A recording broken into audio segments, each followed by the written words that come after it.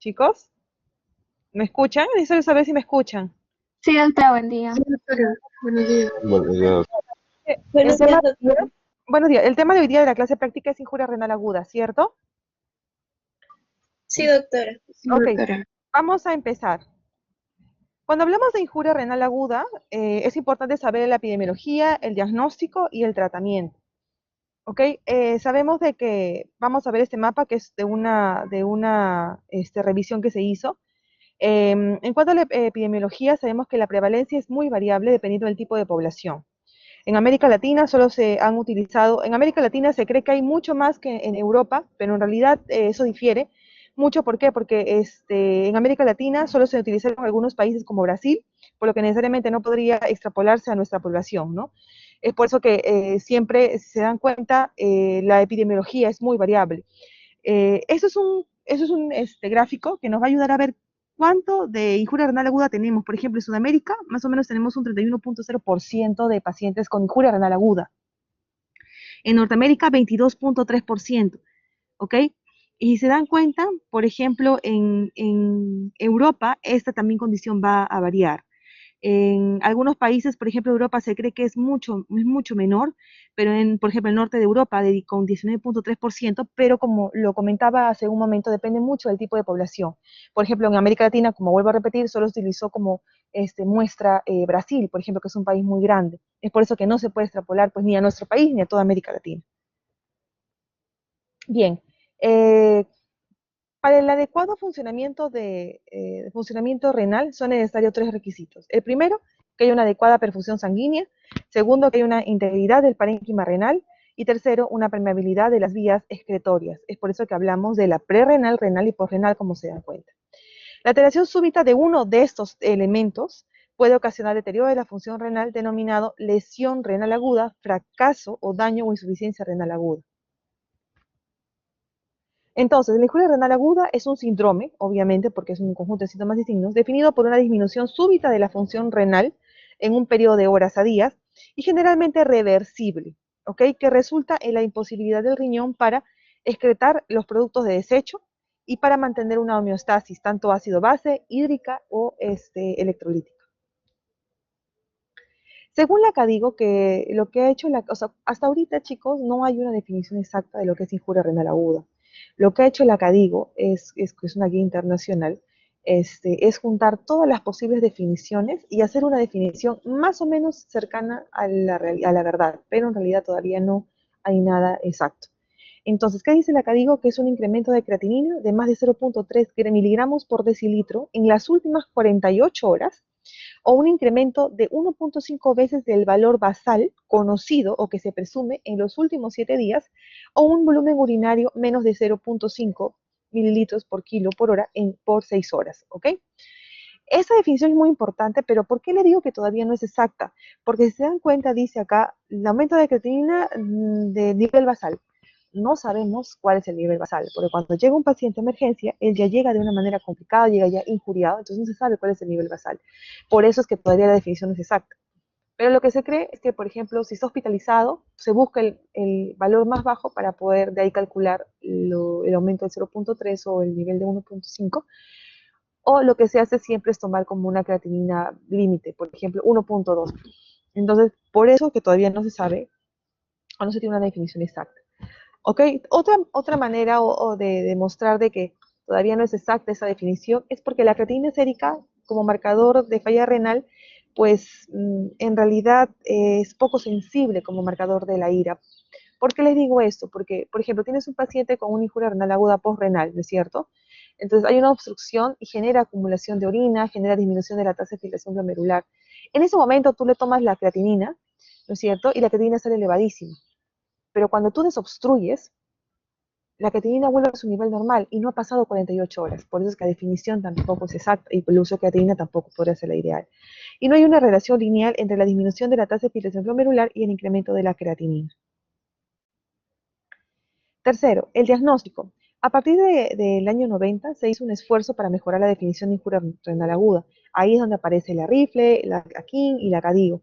Y trataron de unificar la definición de aquí y sacando la importancia de las pequeñas variaciones de esta creatinina y que están relacionados a una mayor mortalidad. Pero como había recomendado, siguen usando creatinina y el flujo urinario como marcadores y esos son mucho más sensibles, pero no específicos. O sea, pueden diagnosticar, pero no descartar. Ok, entonces, la CADIGO también, como había comentado,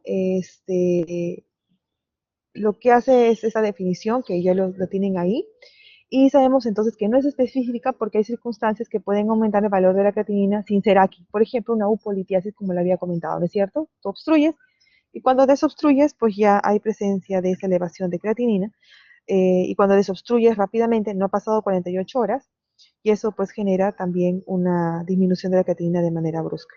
¿Ok, chicos? Es importante que sepan. Tercero, no solamente hay que parar en la definición de injuria renal aguda, sino también clasificarlo. Y eso tiene estadios y estadios. ¿Por qué? Porque de acuerdo a eso aumenta la mortalidad.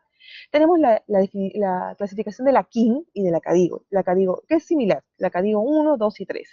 La 1 es un incremento de la creatinina de 1.5 a 1.9 veces el nivel basal o un incremento de 0.3 miligramos por decilitro, con una diuresis de 0.5 en 12 horas. Recuerden que siempre hablamos de creatinina y diuresis. La tipo 2 o el estadio 2 es un incremento de 2 a 2.9 y el 3 hablamos de un incremento basal de mayor de 3, ¿ok? O una creatinina de 4. Es importante también que lo puedan saber, ¿no es cierto? Y cuando hablamos de diuresis, el estadio 2 es medio de 0.5 en 6 horas, 12 horas, y 0.3, cuando hablamos de estadio 3, mililitros por kilogramo en más de 24 horas.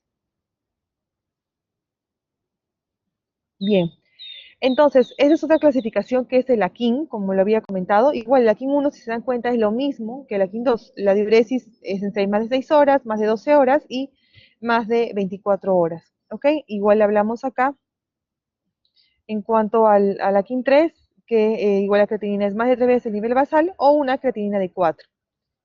¿Ok?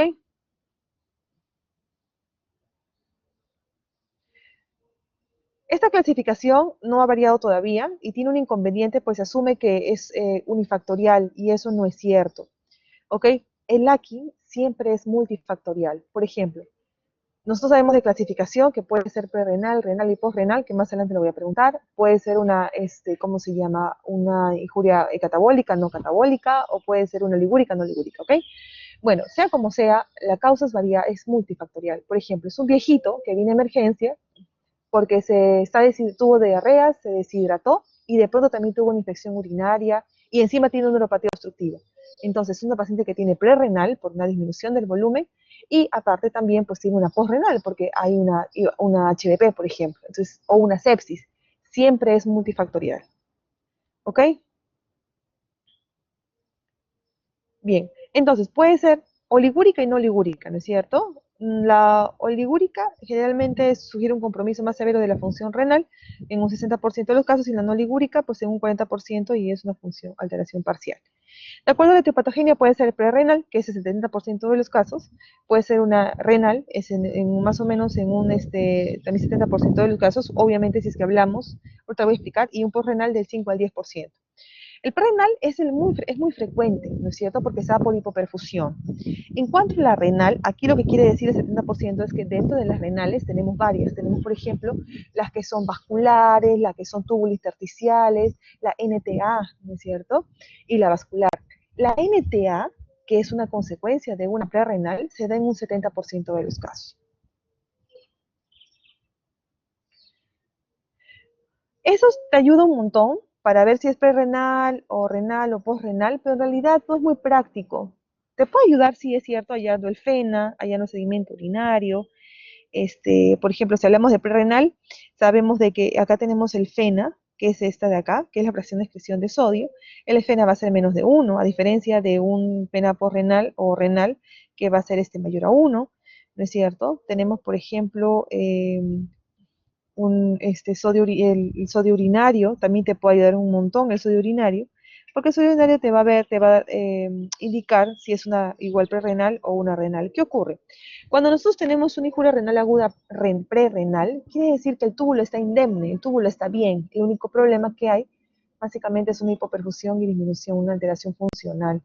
Entonces, en ese caso, nosotros podemos esperar que la densidad, por ejemplo, el sedimento, osmolaridad urinaria, ¿cómo está? Elevado. ¿Por qué? Porque todavía concentra la orina, a diferencia de una posrenal que está disminuido, porque perdón, en una renal o en una ETA que está disminuido.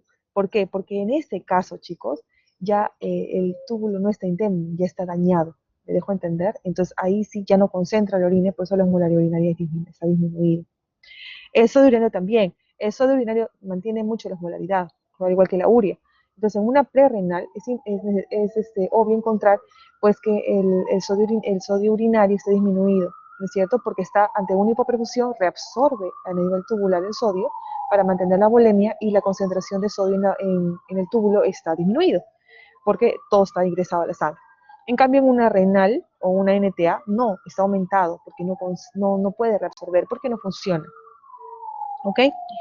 Igual ocurre con el FENA.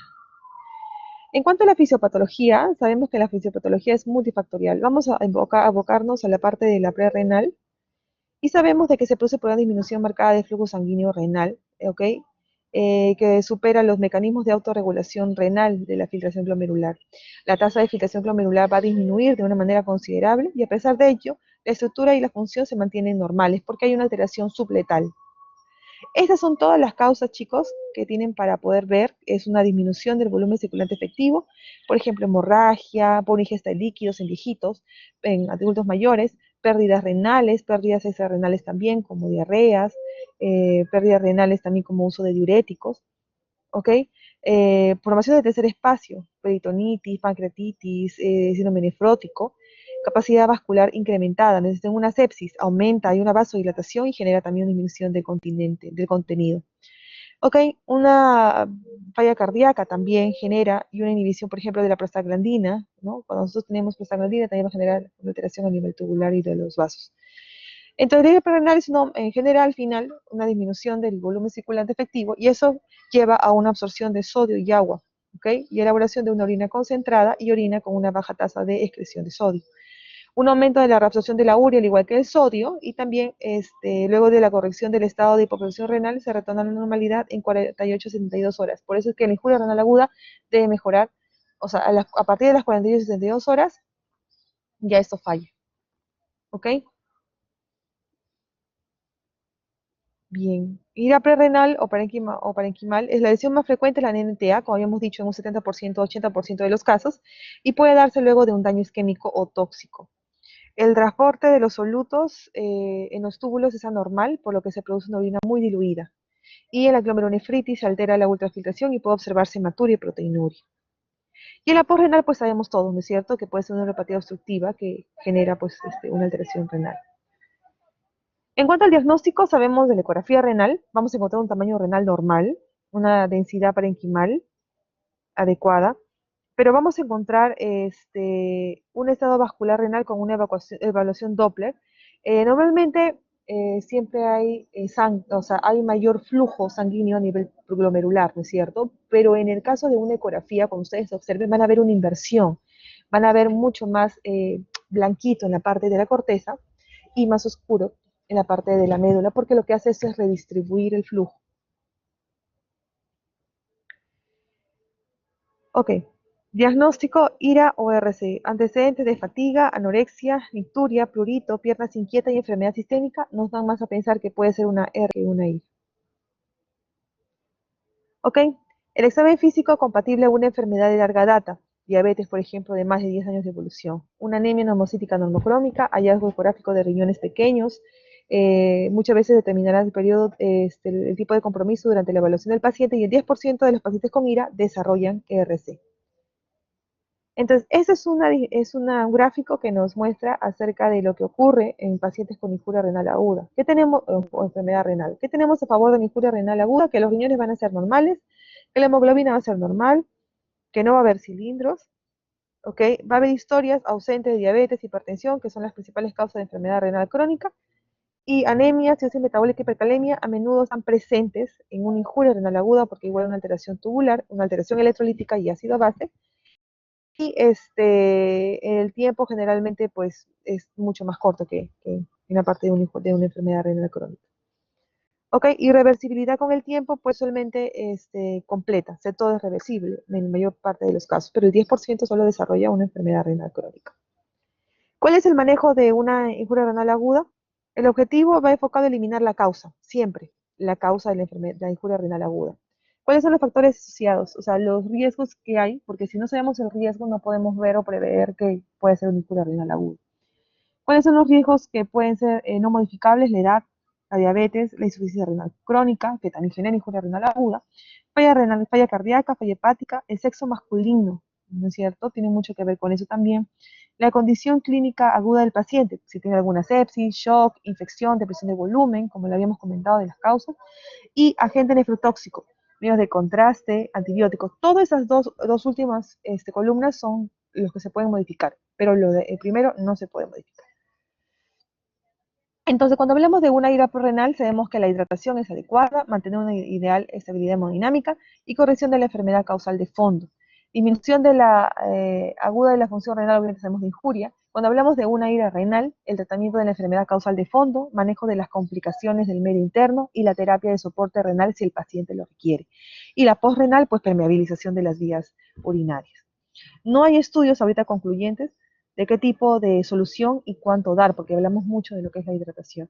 ¿Ok? Y existe un riesgo de sobrecarga hídrica y un aumento de la mortalidad. A veces uno dice, ¿no? Ya, hay que hidratarlo adecuadamente, perfecto, pero todavía no sabe ni con qué ni qué cantidad. ¿Ok? Y sabemos que la sobrecarga hídrica aumenta en un 10% también la mortalidad. Este es un artículo que saqué una foto del New England acerca de cómo hidratar al paciente, porque lo importante es hidratación. Entonces sabemos que hay en estados oligúricos, estados edematosos, estados eubolémicos. Estados oligúricos con dextrosa, por ejemplo, lo que hacen acá es hidratarlo más o menos en adultos 25 mililitros por hora. Cuando estemos en un estado edematoso, 40 a 60 mililitros por hora. Y cuando estamos en un estado de eubolemia, de más o menos 100 a 120 mililitros por hora. Eso les dejo para que puedan leer. Y bueno, de acuerdo a los estadios, lo importante acá es de continuar el agente que está causando la enfermedad, mejorar la perfusión, mejorando la hidratación, tener un monitoreo hemodinámico adecuado, un monitoreo de la úrica y creatinina sérica, generalmente es cada 48 horas, diariamente, perdón, y luego cada 48 horas, y mejorar todas las notas que pueden estar generando la injuria renal aguda. ¿Ok? Eso es una diapositiva que nos indica cuándo debemos iniciar terapia de reemplazo renal en un paciente con injuria renal aguda. Y eso es lo siguiente, ¿no? Por ejemplo, si tenemos un edema agudo de pulmón, cuando hablamos de alteración hídrica, cuando tenemos una hipercalemia severa refractaria al tratamiento, cuando hablamos de todo lo que se puede manifestar por una elevación de la uremia, ¿no? Por ejemplo, encefalopatía urémica, gastropatía urémica, pericarditis urémica, encefalopatía, todo eso debería ingresar a terapia de reemplazo renal. ¿Ok? Y una acidosis metabólica severa, ¿ok? Refractaria al tratamiento. Entonces, edema agudo pulmonar sin respuesta al tratamiento, sobrecarga hídrica no manejable, acidosis metabólica severa sin respuesta al tratamiento médico, refractaria al tratamiento, hipercalemia refractaria al tratamiento médico, encefalopatía urémica o gastropatía urémica o pericarditis urémica y una ira hipercatabólica. Y chicos, ¿alguna pregunta que tengan?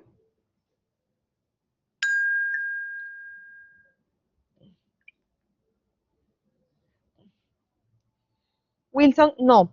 En realidad la creatinina sérica es la única que tenemos actualmente, ¿no? Lo ideal sería la cistatina, pero no tenemos, es muy cara. La única que tenemos que es manejable, que es rápida, no es costosa, es la creatina. Pero como sabemos, tiene muchos, es sensible, pero no específico. Como había comentado, la creatinina depende mucho. En el nivel tubular, por ejemplo, se reabsorbe y se secreta. De ahí ya sabes de que no es un valor confiable porque se va a absorber un porcentaje de la creatinina. Segundo, que la creatinina se eleva ya cuando el paciente pues, no es un marcador precoz, mejor para que entienda, de injuria renal aguda, porque se eleva cuando ya ha habido ese daño, ¿no? Más o menos subletal. Y por ejemplo, cuando tú tomas un valor de creatinina hoy día, el valor que tienes es el resultado de ayer. ¿Me dejo entender? O sea, el valor de creatinina de ahorita es el resultado de ayer, es decir, que hoy día puede estar alterado porque depende de muchos factores, depende mucho del músculo también. No es lo mismo tener un valor de creatinina en un paciente caquéctico que no tiene masa muscular o otro que tenga masa muscular, o sea, físico-culturista, ¿no? O sea, la creatinina en realidad es un marcador sensible, pero muy poco específico. Por eso es que no es un marcador ideal, pero es el único que tenemos. ¿Alguna otra pregunta? No, lo que pasa es que el punto de corte son 48 horas. Es el punto de corte.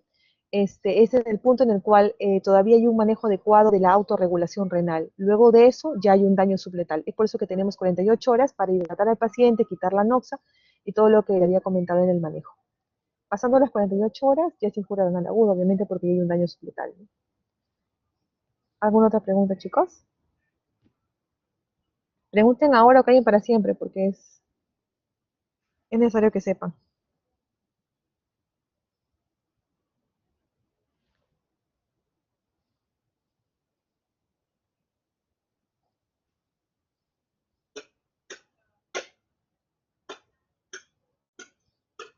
Chicos,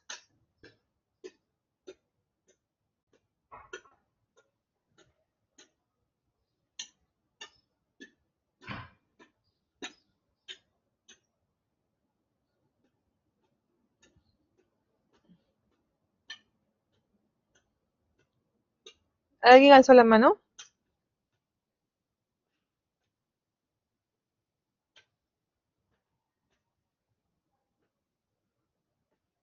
Sí, doctora, buenos días. No.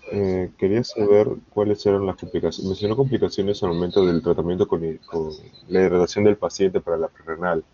¿Me podría especificar cuáles son esas complicaciones? No lo escuché bien. No, lo que había comentado es que el manejo básico de la injuria renal aguda es la hidratación, o sea, es mantener el estado euvolémico del paciente, porque obviamente ustedes saben que la causa más frecuente de injuria renal aguda es la prerrenal y con ello la hipoperfusión renal. Entonces, si es que nosotros mejoramos eso antes de las 48, dentro de las 48 horas, vamos a mejorar el cuadro, ¿no es cierto? En cuanto a la hidratación, me refiero a que todavía no se sabe, hasta ahorita no hay estudios que digan, perfecto, tienes que tratar con cloruro de sodio, o tienes que tratar con lactato de Ringer, o tienes que tratar con Osmolite.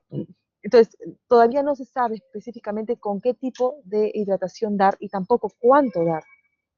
O sea, cómo sé qué cantidad de hidratación dar al paciente, no se sabe.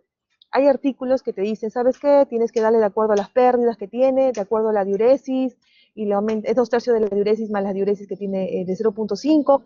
O sea, algunos dicen eso, pero en realidad todavía no se sabe cómo tratar al paciente. A eso, en cuanto a hidratación, a eso me refiero.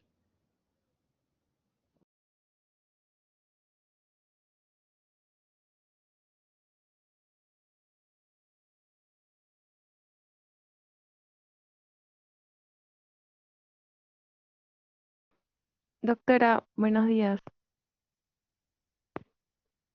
¿Me escucha? Sí, te escucho, hija.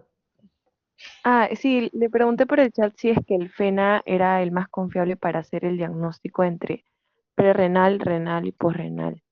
En realidad, tanto el FENA como el sodio urinario o la osmolaridad urinaria ya no se usa mucho. O sea, ya no se utiliza mucho para clasificar entre una renal, renal. En realidad es académico, o sea, cuando tú puedes hallarlo, cuando seas interna, te va a ayudar muchísimo porque en cierta forma es útil, pero ya no se usa mucho, porque tienes que hallar pues el sodio urinario, el sodio plasmático, de ahí la urea urinaria, la plasmática, todo eso para que puedas hacer tu fórmula del FENA. Pero tanto el FENA como el sodio urinario, como la osmolaridad urinaria y densidad, te ayudan para poder discernir entre una prerrenal y una renal, académicamente. No sé si respondí tu pregunta. Sí, doctora, gracias. Utilícenlo, o sea, de verdad que utilícenlo. Obviamente, si tienen hospitales donde te puedan ayudar a sacar sodio urinario, por ejemplo, en mi hospital no hay electrolitos urinarios, por ejemplo, entonces ya no puedes hallar por ahí. Pero si hay hospitales donde cuales te pueden ayudar, hágalo, sí, es un buen ejercicio para que lo puedan hacer. Por lo general, esto nos guiamos siempre del porcentaje, ¿no? De la clínica del paciente, de la historia clínica del paciente, para saber si es una ira renal, prerrenal o posrenal. Pero recuerden de que todo lo que había comentado en ese cuadro sí les puede ayudar académicamente, pero de que sea muy útil ahorita no es tanto, porque no es muy práctico. Y recuerden que el mejor marcador es la cistatina, solo que es muy cara. ¿Alguna otra pregunta más, chicos? Alicia, ¿alguna pregunta? Sí, doctora, buen día. En cuanto cuando se les saca examen de orina a estos pacientes que tienen insuficiencia renal, me parece que cuando es insuficiencia renal aguda, que es de tipo renal, hay la presencia de cilindros granulosos y cuando es la presencia cuando hay insuficiencia renal prerrenal, ¿hay algún tipo de cilindros que nos permite diferenciarlos, así como en No, la renal? no, en realidad en RC tenemos cilindros granulosos o cilindros serios. En la IRA o en la injuria, en la AQI o en la injuria renal aguda, en la lesión renal aguda, puedes encontrar cilindros hialinos, puedes encontrar cilindros, por ejemplo, hemáticos, cuando hablamos acerca de una ira renal. A ver, por ejemplo, a ver, Alicia, por ejemplo, ¿cuáles son las causas de una injuria renal aguda parenquimal? Por ejemplo, Eh, empecemos. En una prerrenal, por ejemplo, ya habíamos hablado, ¿no? Todo lo que es hipoperfusión o lo que genera tercer espacio, ¿no? Por ejemplo, una falla cardíaca, una alteración hepática, un síndrome nefrótico, todo lo que genere una disminución de volumen circulante efectivo. Ahí, por ejemplo, tú puedes encontrar cilindros hemáticos o cilindros, no sé, pues hialinos, por ejemplo, o cilindros hemáticos específicamente, puedes encontrar. bueno, si va a haber una hipoperfusión, probablemente no, ¿no? Exactamente, no. En cambio, cuando hablamos, por ejemplo, de una injuria renal aguda renal, ¿cuáles son las causas? Por ejemplo, te digo vasculares, una vasculitis, ¿no es cierto? Ya. ¿Cuál es otra causa de una renal prerrenal? Allá, por ejemplo, la necrosis tubular aguda, ¿no? Perfecto, necrosis tubular aguda, ya. Segundo, vascular, como vasculitis, perfecto. ¿Qué más? Bueno, también están ahí las glomerulonefritis también. Las glomerulares, como la glomerulonefritis, por Ujú. ejemplo, el lupus, o podemos tener posinfecciosas, ¿no es cierto? Y otra causa es la túbulo intersticial, ¿no es cierto? La NTIA, por ejemplo, nefritis túbulo intersticial aguda. En esas causas ya hay un daño glomerular. Si hay un daño glomerular, obviamente puede haber cilindros hemáticos, ¿no es cierto? Porque se daña toda la barrera y puede salir sangre, puede salir hematíes. Ahí sí puedes encontrar cilindros hialinos, cilindros hemáticos, este, inclusive hasta, ¿cómo se llama? Leucocitos, cilindros leucocitarios. Puedes encontrar de todo en ese tipo de pacientes. En cambio, en una herida prerenal no, porque en una herida prerenal no hay un daño pues, estructural del glomérulo, del túbulo. Y en la injuria renal aguda postrenal tampoco. Entonces, de acuerdo a lo que tú encuentres también en el examen de orina, te vas a ir guiando de que puede ser una renal o una postrenal o una parenquimal. ¿Me dejo entender? Con el examen de orina. ¿Te ayuda la densidad urinaria? Efectivamente, te ayuda la densidad urinaria porque sabemos de que cuando es una herida prerenal, pues no ya concentra todavía la orina, a diferencia de una injuria renal aguda.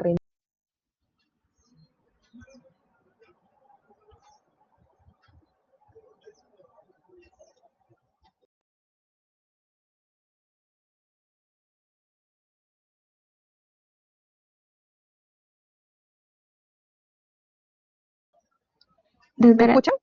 Ya, a ver, le recién, explico. Ya, perfecto. Lo que yo me, co- lo que yo te quería decir es de que en realidad depende mucho. Por ejemplo, como tú me acabas de comentar, en una injuria renal aguda prerrenal, ¿puedes encontrar cilindros hialinos? Sí, puedes encontrarlo. Pero, por ejemplo, hemáticos no. Como habíamos comentado, en la injuria renal puede ser una lesión tubular, ¿no es cierto? Una nefritis tubular intersticial aguda, una alteración vascular, una vasculitis, una alteración glomerular, una glomerulonefritis, por ejemplo, como un lupus, como una vasculitis también, o de pronto también como una glomerulonefritis postinfecciosa, o una alteración tubular, tubular intersticial, ¿no es cierto? En ese caso, ya hay una lesión a nivel glomerular, la barrera está dañada, es por eso que ahí puedes encontrar cilindros hemáticos. Y en una posrenal, por ejemplo, tampoco no, porque no está dañado el glomérulo.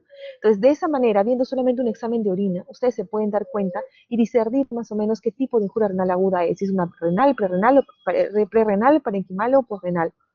Viendo la densidad urinaria también, si veo que la densidad urinaria está elevada, yo sé que cuando hay una lesión que no está dañado el túbulo o está indemne todavía, concentra la orina, entonces mi densidad va a estar elevada, igual que mi osmolaridad. Me dejo entender. Entonces, eso es lo que ustedes van a ver en un examen de orina. Veo cómo está la densidad, veo si hay cilindros, veo si hay hematíes. Si hay hematíes y hay un daño glomerular, es imposible pensar que es una prerrenal. ¿Me dejo entender, Alicia? ujú, sí, sí, doctora, gracias. Perfecto. ¿Alguna otra pregunta más, chicos? Bien, la siguiente clase va a ser a las 11 de la mañana. Por favor, traten de estar puntuales para que hablen acerca del síndrome nefrítico. ¿Está bien?